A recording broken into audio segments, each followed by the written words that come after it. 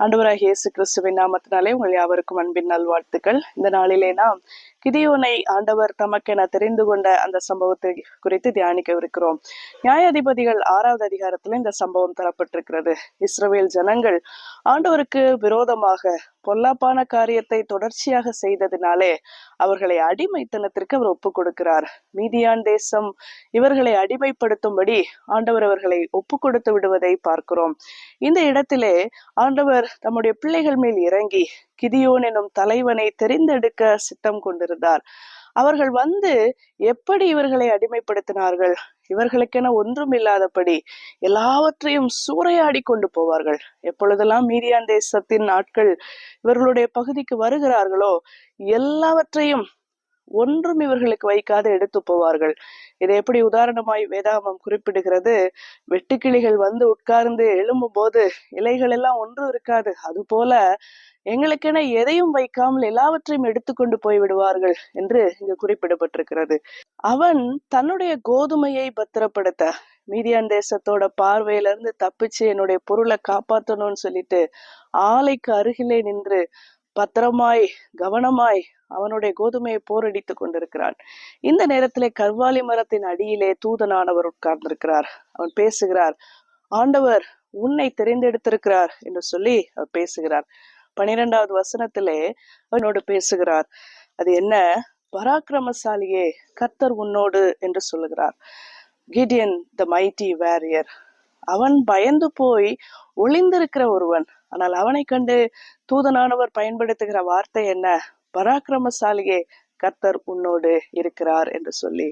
ஆண்டவர் ஒருவனோடு இருக்கும்போது அவன் எவ்வளவு பலவீனனா இருந்தாலும் அவனை ஆண்டவர் பயன்படுத்த முடியும். அவனை பெரிய காரியத்திற்கென அவனை தகுதிப்படுத்த முடியும் என்பதற்கு கிதியோன் ஒரு சாட்சியாக இருக்கிறான். நானா பராக்கிரமசாலி? என்னை கொண்டு ஆண்டவர் செய்ய போகிறார் என்று அவன் கேள்வி எழுப்புகிறான். எகிப்திலிருந்து ஆண்டவர் கொண்டு வந்தார், இப்படியெல்லாம் நிறைய காரியங்களை சொல்லி நீங்கள் நம்பவில்லை, நீங்கள் அந்த ஆண்டவருக்கு செவி கொடுக்கவில்லை என்றெல்லாம் சொல்கிறார். நீ இந்த ஜனங்களுக்கு நீங்களாக்கி இஸ்ரவேலை ரட்சிப்பாய் என்று சொல்கிறார். அவனால் அதை நம்ப முடியவில்லை. அவன் கேட்கிறான், ஆண்டவரே நானா ரட்சிப்பேன்? எதை கொண்டு ரட்சிப்பேன்? 15வது வசனத்திலே, மனாசேவிலே என் குடும்பம் எளியது, என் தகப்பன் வீட்டார் எல்லாரிலும் நான் சிறியவன் என்று சொல்கிறான். நான் எவ்வளவு சாதாரணமானவன் என்று அவன் அந்த இடத்திலே சொல்கிறான். அப்பொழுது தேவரீர்தான் இது என்று நான் எப்படி அறிய முடியும் என்று கேட்டு ஒரு அடையாளத்தை கேட்கிறான். பலி செலுத்த விரும்புகிறான். இருங்க, நான் போய் சமைத்து எடுத்து வருகிறேன் என்று வேகமாக ஓடி போய் அதை கொண்டு வந்து கொடுக்கிறான்.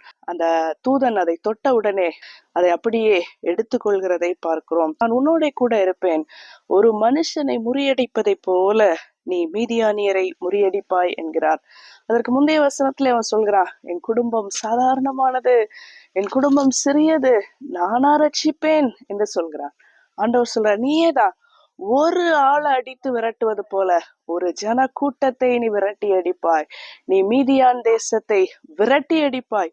நீங்கள் யாருக்கு பயந்து கொண்டிருக்கிறீர்களோ, யாரை பார்த்து கலங்கி போயிருக்கிறீர்களோ அவர்களை நீ எளிதில் முறியடித்து விடுவாய். காரணம் என்ன? உன்னோட நான் இருக்கிறேன், சாமானியனாகிய உன்னை பராக்கிரமசாலியாக்கி இருக்கிறேன் என்று ஆண்டவர் இங்கு பேசுகிறார். அவன் கர்த்தருடைய பார்வையில் தயவு கிடைத்ததானால் நீர்தானா என்று அறியும்படி ஒரு அடையாளத்தை கேட்கிறான். ஒரு பலி செலுத்தி அந்த இடத்திற்கு ஒரு பெயரை அவன் வைக்கிறான். அன்பானவர்களே, இந்த ஆண்டவர் நம்மையும் பயன்படுத்த முடியும். எதை கண்டு நீங்கள் பயந்து கொண்டிருக்கிறீர்கள்? யார் உங்கள் உழைப்பை சுரண்டி கொண்டிருக்கிறது? யாருக்கு அஞ்சி நீங்கள் மறைந்து வாழ்ந்து கொண்டிருக்கிறீர்கள்? கிதியோன் ஆலைக்கு சமீபமாய் போய் மீதியானியர் கையில் தப்புவிக்குவதற்காக, அதை பத்திரப்படுத்துவதற்காக அங்கு ஒளிந்து கொண்டிருக்கிறான். இதை போல நீங்கள் பயந்து ஒளிந்து காப்பாற்ற வேண்டுமே என்று கலங்கி கொண்டிருக்கிறீர்களா?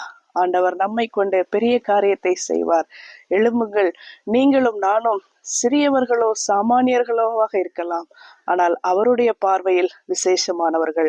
உன்னை கொண்டு இந்த ஜனத்தை ரட்சிப்பேன், உங்களை கொண்டு என்னை கொண்டு ஆண்டவர் பெரிய காரியத்தை செய்கிறார். அவர் கிதியோனை பராக்கிரமசாலியே என்றுதான் அட்ரஸ் பண்றார். கிடியன் த மைட்டி வாரியர், ஒளிந்திருக்கிற ஒருவன் பராக்கிரமசாலியாக அறியப்படுகிறான். ஆண்டவர் பார்க்கிற விதமே வேறு. நாம் பார்த்திருக்கிறோம், தாவீதை அபிஷேகிக்கும்படி அங்கு சாமுவேல் தீர்க்கதரிசி வந்த போது இவனா இவனா என்று ஈசாயின் குமாரர்கள் ஒவ்வொருவரை பார்த்து தோற்றத்தை பார்த்து கேட்கிறார்.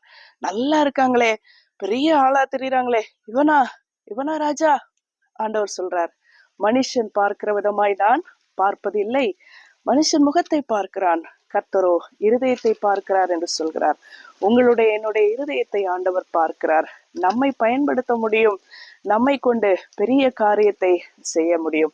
நம் தேசத்தை ரட்சிக்க, நம் ஜனக்கூட்டத்தை ரட்சிக்க நம்மையும் ஆண்டவர் கருவியாக பயன்படுத்த முடியும். நம்மை ஒப்பு கொடுப்போம். ஆண்டவர் நம்மை கொண்டு பெரிய ரட்சிப்பை நம் பகுதியிலே ஏற்படுத்த முடியும். கர்த்தர் தாமே இந்த வார்த்தைகளை ஆசீர்வதிப்பாராக.